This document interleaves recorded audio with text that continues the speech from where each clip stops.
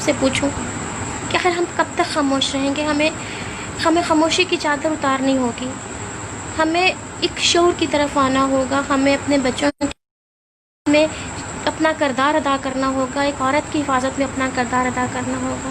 وہ بچے آپ کے ہیں، وہ بچے ہمارے ہیں، ہم سب کے ہیں، اور ہم سب کی ذمہ داری ہے۔ بچے کسی اچھے نہیں لگتے۔ جب سے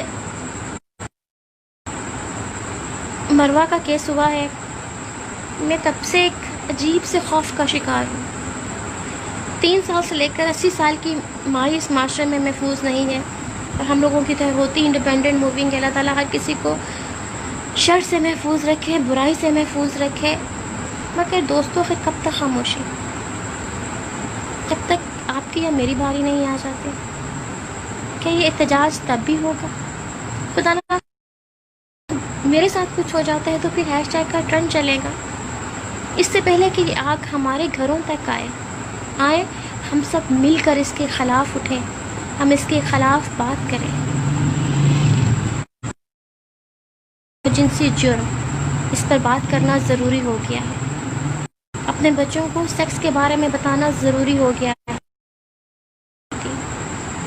جب ہم قرآن مجید کو ترجمے سے پڑھتے ہیں تو یقین کریں، میں نے جب قرآن مجید ترجمے سے پڑھنا شروع کیا، میں 4تھے سپارے سے آگے نہیں بڑھ سکی۔ میں سورۃ نبا سے سوری آگے نہیں بڑھ سکی، 4تھے سپارے سے آگے نہیں بڑھ سکی۔ کیوں؟ کہ مجھ سے پڑھا ہی نہیں جاتا، مجھے شرم آتی ہے۔ میں ترجمے سے قرآن پڑھتی ہوں تو مجھے شرم آتی ہے، ایک ایسی شرم جس کا میں خود بھی سامنا نہیں کر پاتی، کہ آخر ہم اپنے بچوں کو، اپنی نئی نسل کو، اپنے لوگوں کو دے کیا رہے ہیں؟ ایک پینفل فیکٹس ہیں اور بہت زیادہ دردناک سچائیاں ہیں، اور ان سچائیوں پر بات کرنا، ان سچائیوں کو لکھنا بہت ضروری ہو گیا۔ مجھے اب سیاستدان زہر لگتے ہیں، چاہے وہ عمران خان ہو، چاہے وہ نواز شریف ہو، زرداری ہو، کوئی بھی ہو، یہ سب لوگ مجھے اب زہر لگتے ہیں، کیونکہ ان کے پیچھے لگ کر ہم ان کی خاطر تو سڑکوں پر نکلتے ہیں۔ کسی بچے کے تحفظ کے لیے سڑک پر نکلے؟ نہیں نکلے، اور نہ ہی نکلیں گے، کیونکہ کون سا ہمارا بچہ ہے کہ ہم سڑک پر کھڑے ہو کر احتجاج کریں؟ ہم سب مجرم ہیں، کیونکہ ہم صرف اور صرف اپنی وال پر بیٹھیں گے۔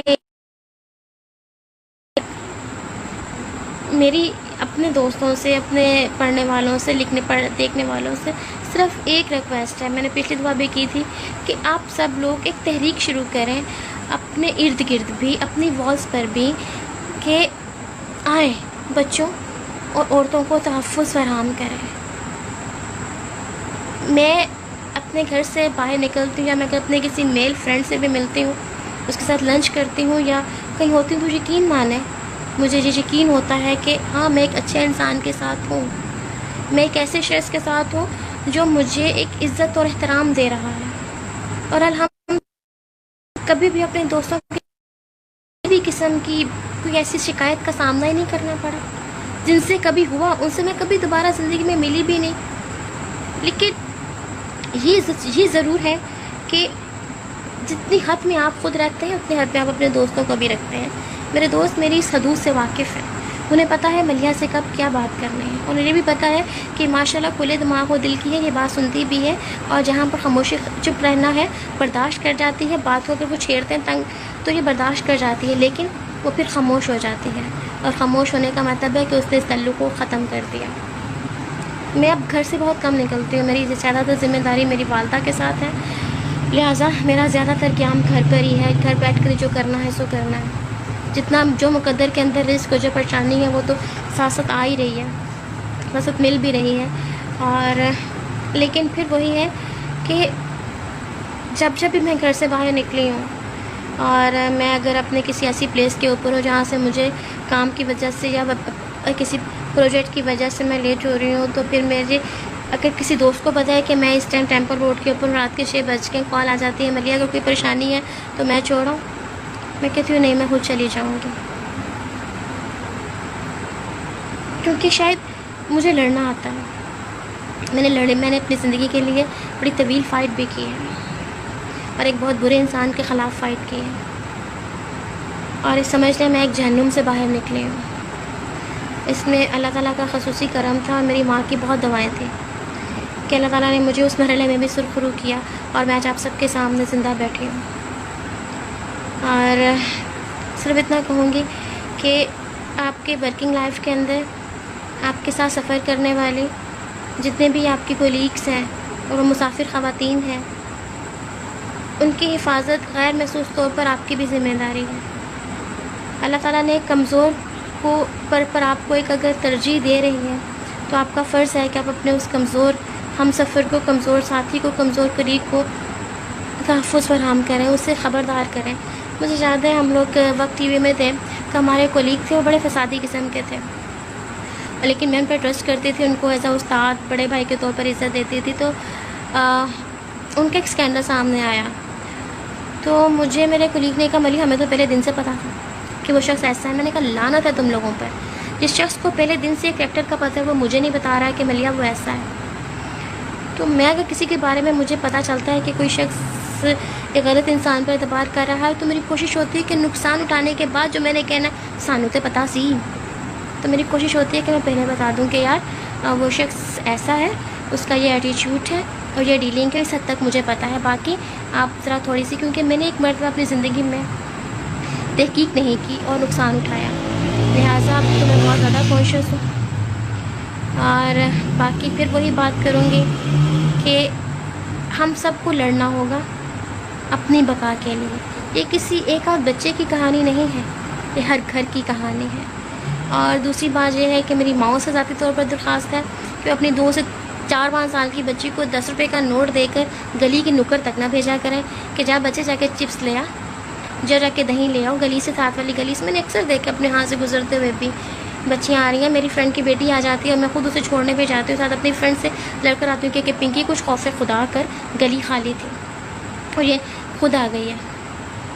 تو یہ میری ذمہ داری ہو جاتی ہے کہ اگر بچے میرے پاس آ جاتے ہیں ملیہ خالہ کی طرف جانا ہے تو پھر میں کہتی ہوں یار اگر مجھے کال کر دیا کرو، میں تم لوگوں کے پاس آ جاؤں گی، پلیز تم لوگ میرے پاس نہ آؤ، اگر آنا تو مما ساتھ آؤ۔ تو آپ کو ذمہ داری اٹھانا پڑتی ہے، جہاں پر محبت ہوتی ہے، جہاں پر آپ کے اندر ایک احساس شعور ہوتا ہے، وہاں پر آپ اٹھانا پڑتی ہے اور آپ کو ذمہ داری نہیں چاہیے۔ میری کیونکہ میں اس ایشو پر تھوڑا بہت آج کل پھر سے لکھنے کی طرف آئی ہوں، تو میرا پہلا فیچر اسی ایشو کے اوپر ہے۔ تو جن دوستوں سے بات ہو رہی ہے، جن سائیکیٹرسٹ سے بات ہو رہی ہے، ہر شخص سے کہہ رہا ہے کہ ملیہ سمجھ میں نہیں آ رہا، ہمیں خوف کا شکار ہے۔ ہماری مائیں، ایون ایک باپ نے مجھے کہا ملیہ باجی میں بڑے خوف کا شکار ہوں، میں آپ کو بتا نہیں سکتا، میری بچی نارمل ہے اور میں اسے گھر سے باہر نہیں نکالتا، میں اپنے گھر کے اندر کسی دوسرے کو آنے نہیں دینا چاہتا، کیونکہ میری بچی کو صحیح اور غلط کا نہیں پتہ، وہ سینس لیس ہے، کیونکہ بچی 12-13 سال کی ہے اور اس کا جو دماغ ہے وہ 2 یا 3 سال کے بچے کا ہے، 3 یا 4 سال کے بچے کا، آپ سمجھ لیں۔ تو جہاں پر ایک باپ بھی خوف کا شکار ہو جائے، یعنی خوف آپ سے لڑنے کی صلاحیت چھین لیتا ہے۔ یہ بات ذہن میں رکھیں کہ خوف لڑنے کی صلاحیت چھین لیتا ہے، لہٰذا سب سے پہلے اپنے اندر ایک خوف کو ختم کریں اور اپنا کردار ادا کریں۔ اسی ایشو پر انشاءاللہ تعالی میرا ویڈیو بلاگ بھی آئے گا اور میرا فیچر بھی آئے گا۔ مجھے اب اپنی دعاؤں میں یاد رکھیے گا۔ بعض اوقات میرا دل کرتا ہے کہ میں لڑوں، میں ہر اس ماں سے لڑوں جس نے اپنی بچی کو اگنور کیا، اپنے بچے کو اگنور کیا اور اسے 10, 20, 25 روپے پکڑا کر دودھ دہی لینے کے لیے بھیج دیں۔ میں اس باپ سے لڑوں کہ تم بیٹھے سگریٹ پی رہے تھے اور ادھر تمہاری بیٹی کی عزت کے ساتھ کھلواڑ کیا جا رہا تھا، تمہاری بیٹی کی معصومیت لوٹی جا رہی تھی۔ میں ہر اس ماں کو پکڑ کر نوچوں، چپیڑے ماروں کہ عورت ٹی وی نہ دیکھتی، خود چلی جاتی۔ کاش میرے اختیار میں ایسا ہوتا۔ مجھے آپ سب کی دعاؤں کی بہت ضرورت ہے۔ ایک بہن، ایک دوست، ایک بیٹی سمجھ کر ہی صحیح مجھے اپنی دعاؤں میں یاد رکھیے گا اور بہت زیادہ دعاؤں میں یاد رکھیے گا۔ اللہ تعالیٰ آپ سب کا، مجھ سمیت آپ سب کا حامی و ناصر ہو۔ شکریہ۔